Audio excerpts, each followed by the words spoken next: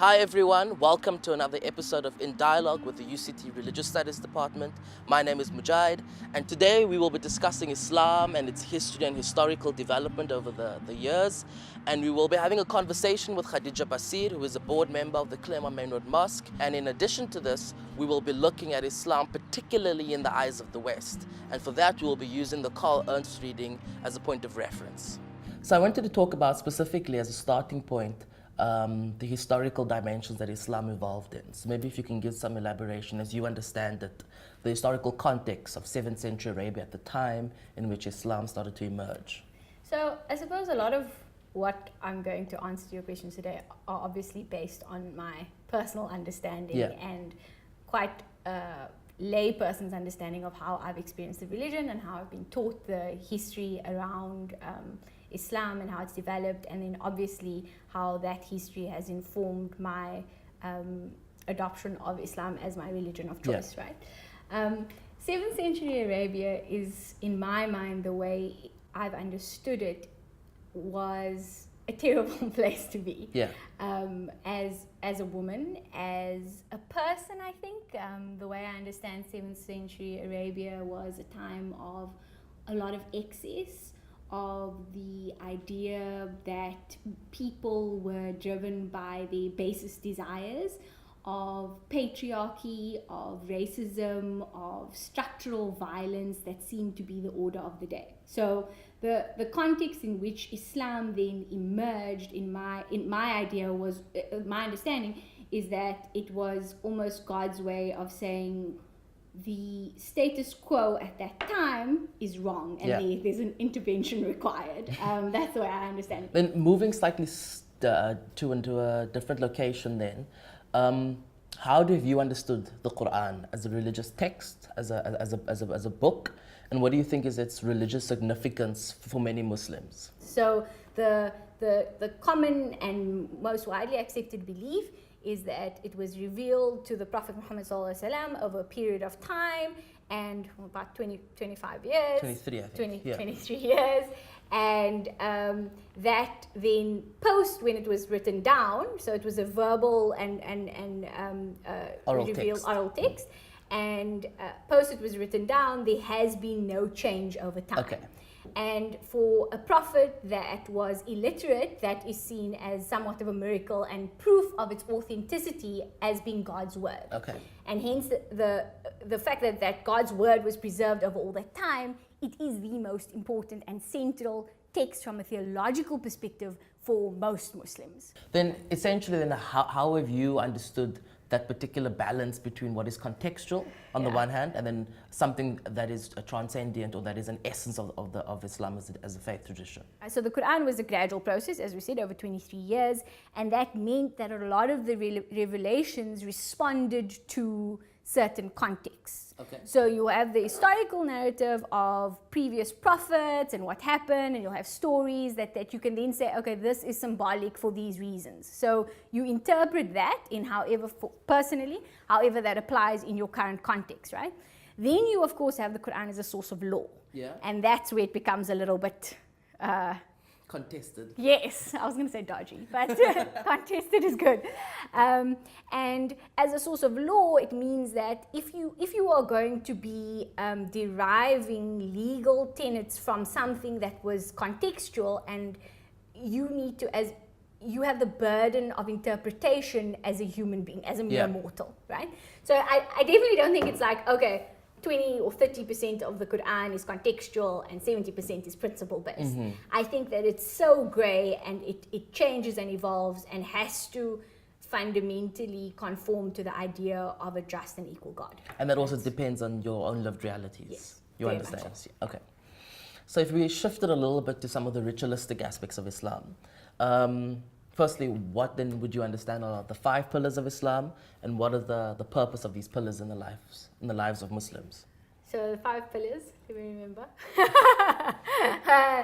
The SHAHADA, so the belief in one God, and that the Prophet Muhammad ﷺ was the final messenger of God. Salah, so praying 5 times a day. Okay. Praying 5 times a day, Zakah, giving charity. Fasting, and Hajj and the performing of the pilgrimage. Yeah. So those are the 5. And what was Yeah. your second part of your question? What is the purpose of the 5 pillars in the lives of Muslims, as you understand it? I think it's almost like understood as your 5 pillars are your central, well, it's pillars, right? So pillars to your religion. So the basis through which you are, it's the minimum that you need to do almost. That's the way it's kind of understood. Yeah. In order for you to be classified as a Muslim, which... A Muslim or a good Muslim? A good... Yeah, a good Muslim. I think a good Muslim. I think a good Muslim. So I think some of the pillars, okay, so to answer your question, I think some of the pillars are, like the Shahada, for example. That's probably most people believe that the Shahada is for a Muslim. Yes. Like you say you believe in God. That's like the beginning of it all, right? So if you don't believe in God, you're not really... It's kind of the foundation of all the other pillars. That's the Muslim part. Yes. The good Muslim is probably, I would not say, I don't know what the percentages of people who do 5 prayers a day on time, because there are prerequisite times for the prayers. But I think that, like, you don't have to do 5 prayers to be considered a good Muslim. Right? So that's why I'm saying Muslim to good Muslim, it depends. Yeah. Charity, I think most people, and the obligatory charity that you have to give, most people believe that you have to at least do the minimum in order to be... So that's the 2.5% or something like that? Yes. Of your wealth for the year that people give? Of standing wealth, Yeah. Which I think needs to be updated. I agree. And then, so zakah and fasting, that is an interesting thing, because I think people who would label themselves, so the label of good versus Muslim is, I suppose, something that I struggle with, right? So I think a lot of Muslims who think that they wouldn't necessarily ordinarily be called good Muslims in the conventional sense, still fast. Yeah. So people who maybe are seen as like smaller things, like let's say drinking alcohol or the dietary requirements and that sort of thing, they may do that, but they'll still fast, because fasting is like quite a fundamental communal activity that is seen as a key part of your Muslim identity. So maybe it's a little bit more cultural as well than necessarily just belief.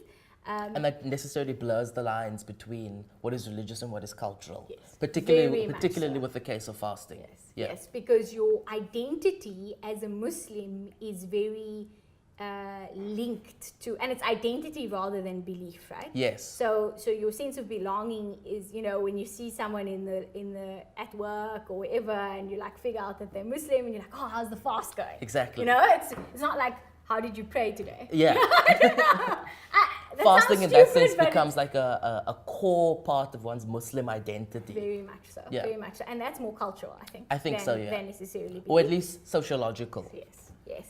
And then pilgrimage is quite I don't know, does that contribute to you being called a good Muslim? I think for some people it necessarily adds to that. Yes. It adds to that idea. Because you've gone through what people will feel is a spiritual cleansing. Indeed. But maybe it's also about the lessons one can draw from the different parts of the pilgrimage. Yes. What do you think some of those key ideas are? What are the lessons of the pilgrimage? I think the best part of the pilgrimage for me, not having gone on it, I did the Umrah, but not the Hajj. So the Umrah is a lesser pilgrimage. The mini pilgrimage. The mini pilgrimage, as it is understood, yeah. And that can happen throughout the year? Yes. And the Hajj, the main pilgrimage can only happen at a specific time of the year, and we're coming up close to that time. Yes. Yeah. And there are so many Muslims that go for Hajj every year because it is a central part of your faith, and while the mini pilgrimage is almost optional, the main pilgrimage is seen as compulsory, and therefore you have to do it once in your lifetime. Yeah. So that's why you'll get it. So how many people go? This is like 2.5 million. I think some roundabout there. 2.5 million people, and so it's quite a logistical nightmare. Fair enough for the silence. But I do think the central lesson around that is equality before God. That's my favorite part of the Hajj.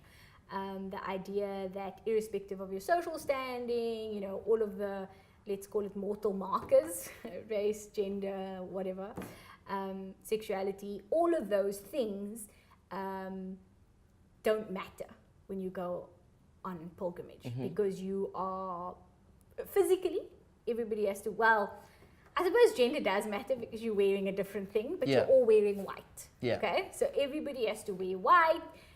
You can't have fancy accessories, etc., etc. So you are, I mean, over time though, there has been a little bit more of a socioeconomic divide in terms of, for example, accommodation on Arafah and those sorts of things. I know they're like air-conditioned camps, tents, versus ones who that who have fans. don't have, who have fans, yes, in the 45-degree heat. But fundamentally, so if I think of it in a very purest sense and how I understand the conception of the pilgrimage, my favorite thing is this idea of equality before God, and in that you are almost trying to get as close to God by showing how equal we all are. I understand that, yeah. So essentially there's this idea of this unity within a diversity type of thing. Yes. And essentially we all essentially come from God, and therefore we're equal in the eyes of God. Exactly. So that's my favorite part of the pilgrimage. There's a lot of physical difficulty that you have to go through. So in the physical, so it's the heat.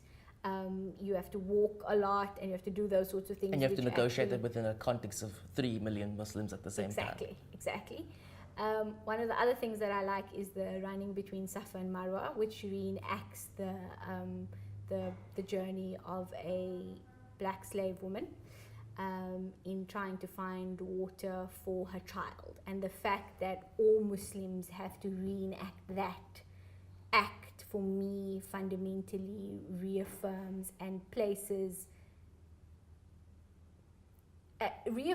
but also places black women as role models for the rest of humanity, which is an amazing thing, I think. So that's probably one of the other things that I really like about the Hajj. For me, though, the Hajj is a difficult concept because of what the Saudi government purports to be the understanding of Islam and the patriarchal interpretation thereof. So having to go to a land and do these sacred rituals, which I really, really believe in fundamentally, within the context that doesn't actually, that doesn't reflect that equality and fairness and justness, is something that's quite difficult to navigate. Yeah. So if you, as we established earlier, one of the foundational parts of the rest of the 5 pillars is this idea of the Shahada, this testimony to believing that there's one God, right? Yeah. And in Muslim theology, this has been understood as the term Tawhid, or this radical oneness of God. Yes. What is your understanding of Tawhid, and what do you think is the significance of this concept for Muslims? So it's a very important concept. Like, it's the concept that's drilled into you more than anything else. And I suppose the way it's communicated and taught in a lot of mainstream Muslim schools or madrasas and that sort of thing is the converse. So we talk about this concept of SHIRK, which is the opposite of Tawhid. And SHIRK is the idea of creating partners to God. And it's by far like it's not simplistic, like, oh, I'm worshipping a physical idol. For me, it's so much more than that. And it's the idea that Tawhid is the belief in the oneness of God, and the oneness of God is the power and the majesty and the mercy and the compassion and this being that manifests everything that's good and our origins, right? So if you talk about the oneness of God and God being just and all of those things, if you think about the idols of racism, sexism, all of those sorts of things, those are the things that are the antithesis of what it would be to believe in a just and single God. Sure. I don't know if that makes sense. Essentially, you're making an argument, as I understand it then, with this idea that social discrimination, particularly around racism, sexism, homophobia, all detract from the unity of God. Yes, and the idea of a just God, and the idea of an all-powerful and all-encompassing God that would never create beings lesser than each other. Yeah. Right? Because all of those things, your sexuality, your race, your gender, whatever, that is all from God. So by saying that God fundamentally is okay with these evils means that God is lesser than one. Yeah. So that's for me the conception of Tawhid. Okay. So that's the first part of the Shahada that deals with this radical oneness, right? Yes. This quintessential doctrine of Islam, this Tawhid. The second part of the Shahada talks about the personality of the character of the Prophet Muhammad. And how do you understand him as a human being, firstly, and as a prophet, secondly? And what is the significance of Muhammad as a prophet in Islam? But also as a prophet and as a human being. As a human being. Because essentially he occupies these dual positions, right? And that's the interesting thing, I suppose, as a flawed human being, importantly, right? So the notion of him as a prophet is not mutually exclusive from him being a flawed human being. Okay. The two are extremely entwined. And there's even an verse in the Quran that specifically rebukes the prophet. And I can't remember what surah it's from. Is it Abasa? Yes, yes, where the prophet is fixated on converting or not converting, on conversing with the rich and the famous and the powerful and the influencers basically in the community. And a person who is blind, I think, comes up to him and says, wants to talk to him, wants to get his attention, and he basically just like pushes him aside, kind of, or ignores him. I mean, and doesn't want to give him his attention because obviously strategically, and that's what's interesting as well. The prophet is a politician, a strategist, a human, has multiple wives, has all of those things that what it means to be a human being, and has this massive burden and responsibility of prophethood, right? And when the blind person comes to him and he describes him, there's actually a revelation which comes to him and says that the blind person holds more value, essentially, than all of these powerful influences. And it is a rebuke for going after the worldly markers of success rather than valuing earnest intention. Also a little bit of rebuke on ableism, I think. Yes, definitely. As early as a 7th century context, Arabia. So this and what's sometimes it's lost in Muslims, where they have this idea that the prophet was perfect. The prophet was far from perfect. Yes. But the prophet was an example of, like you say, what it means to be a human being and to experience all the angst of being a human being. Yeah. So the Islamic world is characterized with this unity and diversity understanding, where people are united particularly around their faith in God and their faith in the Prophet as the final prophet. And then there's this deep diversity with different cultural expressions of Islam. How do you think Muslims negotiate this paradox, essentially, between being united on the one hand, but being deeply diverse on the other? I don't think we negotiated very well. So I think that there's an expectation that unity means conformity to a central idea of what it is to be Muslim. And I think that navigation between the tension of unity and diversity is actually something that a lot of current Muslims, let's say of our generation, struggle with. Yeah. Because of the nature of Islam and the manner in which a lot of ritualistic aspects of your daily life are dictated by these sorts of principles, whether it be, the fact that you have to pray 5 times a day. That has a practical implication on how you live your life, right? Yes. So it's a sequence of multiple small decisions and negotiations that you have to make on a daily basis, which can get pretty tough, Yeah. You're deciding, okay, do I have to pray on time, or will I, go to that meeting that I've got in my diary? Sure. And that's me as a diverse human being that has multiple facets, but my most important part of my identity really is being a Muslim.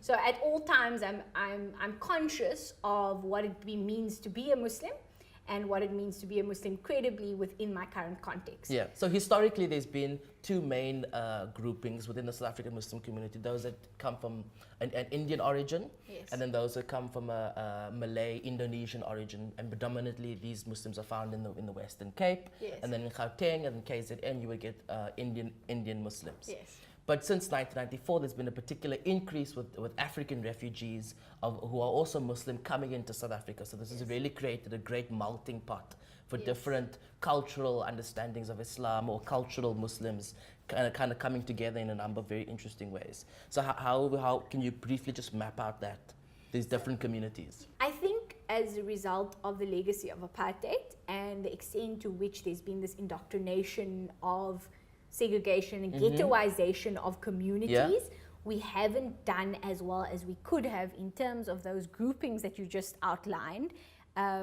being able to influence how we express our religion together. Okay. So I think from a music and from a language perspective, Afrikaans, the Cape cultural, Kombuis Afrikaans, is very much a dominant part of the expression as a Malay Muslim. Yes. And then the Indian communities still speak, like even third, fourth generation Indian communities speak Urdu and Gujarati and all of those good things. And that's again very key in that, even in the religious expression. So in the praising of God, they will use Indian languages rather than Arabic. Okay. And that's that cultural thing that still is obviously, as immigrant generations, like 4 generations back, and slave generations coming across, all of that is still very prevalent in our cultures today.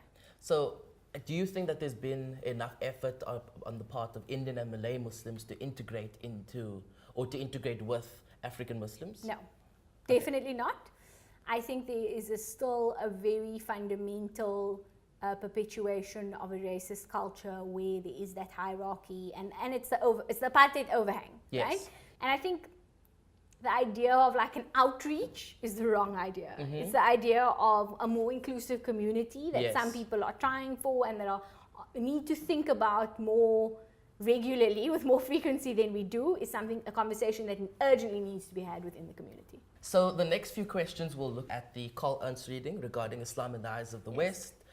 Thank you for doing the reading, and we can hopefully have a really good, robust conversation around that. Yes. So Ernst represents Islam by having these dominant caricatures, particularly within the Eyes of the West. Islam is seen as this violent religion, and that plays out in a lot of the violent extremism, or at least the violent extremism for Muslim groups are used as evidence for that. And then the other main dominant aspect or negative understanding of Islam is that it's oppressive, particularly to minority groups, towards women, towards the LGBT community, right? How do you understand this claim as a Muslim woman living in a postmodern 21st century South African context? I think that the average person will probably say that that's what they associate with Islam. Yeah. In today's context. And it's an unfortunate, awful stereotype, but I think that we don't do ourselves any favors as Muslims with respect to debunking these stereotypes. Okay. Oppression of minorities, so the second stereotype that you were talking about, I think that there's a dual critique that needs to be had. Yes, some women are forced to cover. Yes. And that's wrong. Yes. Right?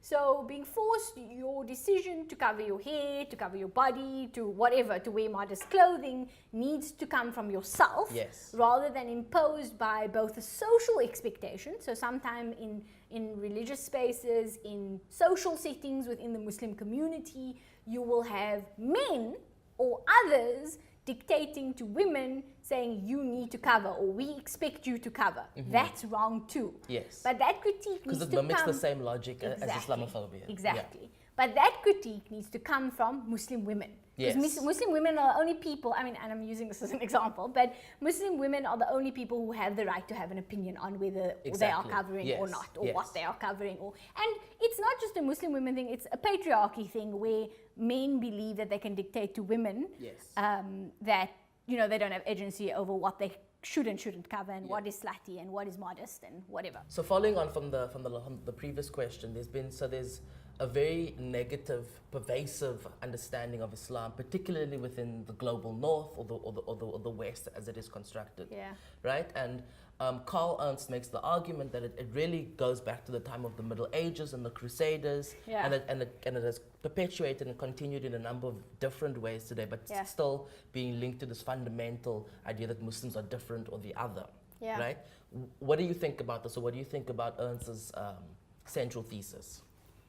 Yeah, I wasn't necessarily convinced that as a result of this, how the narrative was shaped and the Crusades now has such a big influence on where we are today. Maybe that's where it started, but I think people are less hung up on historical and historical and theological origins of inter-religious dynamics than what they see today. So So I think it's the media, and he does touch on that in his article, Yes. right? So he speaks about the idea of media and sensationalism and small sound bites circulating, but that's where perceptions are created, right? Or at least continued or perpetuated. So I suppose, yeah. Yeah. Because as human beings, othering is easy, Yes. right? Fundamentally, you're comfortable with people who look, act, and who look and act similarly to you, and that's what you are going to default to. Yes. So anything out of your comfort zone immediately says, hold on, I don't know anything about this, so I'm going to default to thinking that somebody different is somebody bad. Sure. Right? And the fact that I think the faith, being a Muslim, is quite observable, right? Yeah. So that's There are from certain outward ritualistic things that Muslims have to do, for exactly. example. Right? So, and that's from dress to going to have to pray on a Friday. So your colleagues will generally know that you're going to pray, or having to pray 5 times a day, finding that space. It's all very practical, Yes. you know, or what you eat, or the fact that you don't drink, or, you know, all of those things are very, so it's easier to box the otherness of Muslims and identify that than it is anything else, right? Okay. So because you can mark out a Muslim, and because there's been these extremist acts perpetuated in the name of Islam by so-called Muslims, right? It's easy and quick. It's a brain shortcut, whatever you call them, heuristic kind of rule of thumb, to say I can associate Muslims who are easily identifiable with all these negative extremist groups. And how do you think, in this post 9/11 context, many Muslims who are living in the West or living in the States, in Europe and in the global North, have really experienced their Islam under very, very strange or struggling circumstances? I think it's become much harder to outwardly express that Muslimness. Okay. Right? And that puts you in a quandary as a Muslim, I think. So I think it's a difficult time to be a Muslim. It's an especially difficult time to be a Muslim in the West, you know? The Kuwaiti American law lecturer, Khalid Abu Fadl, always has the saying that the text is only as moral as the reader. Yes. And so if you're a violent person or a peaceful person, will necessarily come with that baggage to the text itself. Exactly. Do you agree with this idea? Massively. I Okay. mean, I think Quran touches on it in terms of within the context of jihad, and says that in other religious texts they are equally Problematic or violent verses. Verses that if someone came to it and said, actually, this is the central thesis of my religion, could use that as a motivator to do a lot of things. And I think that's also part of the dual critique. It's internally figuring out, what does the text say, how do we reconcile it, what is our identity, what is our place in this world, and what is our contribution as conscientious, compassionate human beings against a backdrop of Islamophobia, victimization, and extremism, which in itself is fundamentally against what we believe. We'd like to say finally a big thank you to Khadeeja for hosting us and for taking a time out to discuss issues about Islam, Islamophobia, and the broader historical development of Islam, particularly within the eyes of the West.